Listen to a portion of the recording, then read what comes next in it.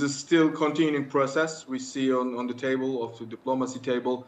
It's a gain of this trust between the sides. But I think there are also some important chapters that reflect also some mutual distrust. I mean, the mutual distrust of the sides from the Iranian, also from the United States.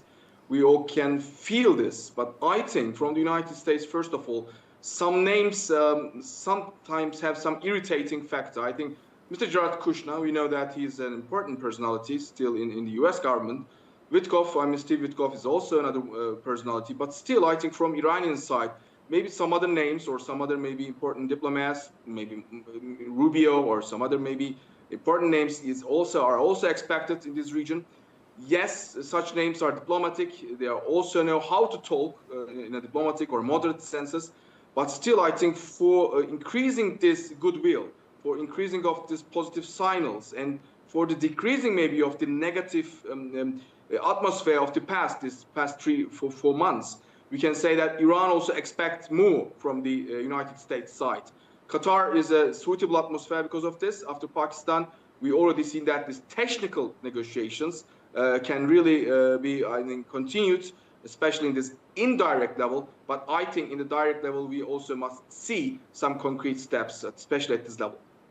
And Prime Minister Netanyahu says Israel must reduce its reliance on U.S. military support and develop an independent arms industry. So what message do you think does that send to Washington and the wider region?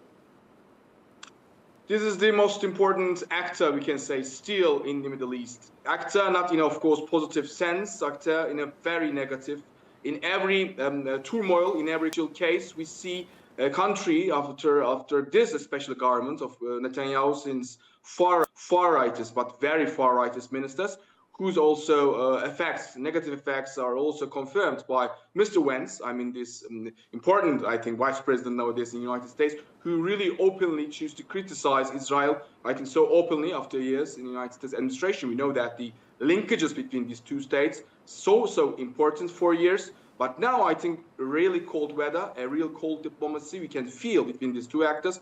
And I think Mr. Netanyahu, because of this, wants to give this message. We are also independent, quote unquote, but we do not know, of course, how, because Israel's depending on many actors. I mean, to Middle Eastern, even Gulf countries, or Turkic, I mean, countries, of course, United States, China, many linkages industrially, militarily. So Netanyahu knows this.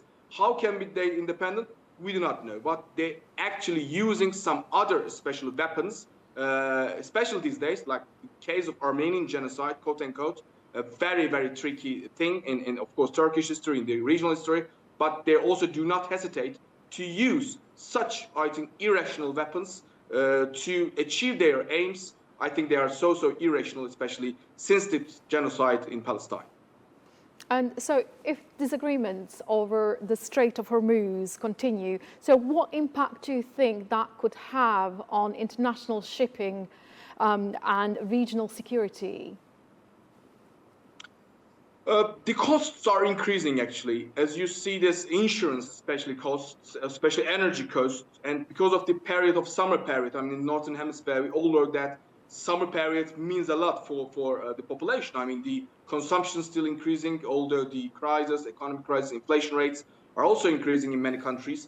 Still, the summer period means more consumption and, of course, more demands from publics, I mean, from Europe to Asia. Because of this, such linkages, I mean, such connection points, despite their very narrow, very small geographical status, I mean, think about Strait of Hormuz. It's a very, very small point in the map, but still, it really affected too much this economy, especially this insurance costs, as I said, and energy and fuel and jets. I mean, all the expenditures still increasing. United States know this. I mean, Mr. Trump gave all the messages because of this from the economic point of view. Maybe as a tradesman also, he just underlines this economy status. But first of all, I think Mr. Trump must think about this political motivation of the United States. They are not the sole power just in front of the Strait of Hormuz. They must act really much more in a multilateral sense, in a much more multinational sense. Not only United States we have in this world, in this world politics. And how important do you think is Qatar's mediation at this stage, especially when Tehran seems to be rejecting direct talks with the U.S. officials? We can say yes, Qatar's presence, like Pakistan's, of course, the last month's attempts, also seems also stimulating, motivating for many actors, because these technical negotiations, if you think about these solutions in the practical level, we cannot take, for example, Switzerland to the field. Yes, I do not want to undermine our Swiss friends, but we know that they all also have some symbolic status at the table. But if we make a practical diplomacy, a diplomacy in action, we need such actors, I mean, like Qatar, who also once, like a victim of Israeli rockets or intelligence operations, also victim, of course, in the last months of Iranian, missiles because of these U.S. bases. We know that diplomacy or this, working style of this economy in Qatar, they can also give some trust to the sides, whether they are Iranian or U.S. diplomats. But still, yes, we need this motivation. We need this positive motivation from both Iran, but first of all, I think from United States. As I said, in addition to Jared Kushner or Witkoff, we must have some other names, some important technical diplomatic names on the field. We hope so, at least, for the coming days.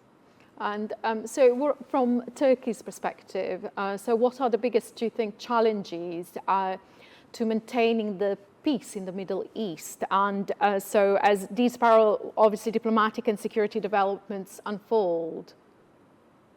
I think this is the sum of all these maybe questions, what we are maybe saying about Turkey, because Turkey has always think about that unilateralism. I mean, to think unilaterally, also the soul or the main reason of the destructions in the Middle East, because the actors, the cultures, the societies, they are so fragmented, they are so multilateral, especially in this region in the Middle East. And if one actor said that we have the number one country in our religion, I mean, Jewish, in our Jewish community, or in our hundreds or thousands years of influence of this area, I mean, actions, then we can destroy everything in one night, in one day. This is also true for Iran. This is also true for Iraq, Syria, or other countries.